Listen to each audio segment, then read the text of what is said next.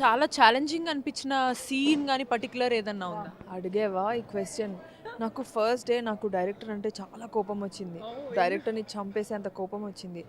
I really hated director that day. నేను ఒక్కదాన్నే అమ్మాయిని వాటర్ ఫాల్ సీను, వాటర్ అంటే రెయిన్‌లో ఒక ట్రైబల్ అమ్మాయి, గూడెం అమ్మాయి ఇక్కడ వాటర్ ఫాల్‌లోనే కదా స్నానం చేస్తది. అలాంటి ఒక సీను, వాటర్ తల మీద నుంచి చల్లటి వాటర్ పడుతుంది. నిజమైన వాటర్ ఫాల్. కొంచెం ముందుకెళ్తే కింద పడతాను, వెనక్కెళ్తే లోయలో పడతాను. అలాంటి ఒక ప్లేస్ ముందుకు రండి, వెనక్కి రండి అని డైరెక్టర్ నన్ను డైరెక్ట్ చేస్తున్నాడు. 100 మెంబర్స్ అబ్బాయిలు, వైట్ కాస్ట్యూము. నేను చాలా అన్‌కంఫర్టబుల్ అండి ఆ రోజు. నేను ఐ కెన్ స్టిల్ రిమెంబర్ అలా 100 మంది నన్ను చూస్తున్నారు. I felt so embarrassed.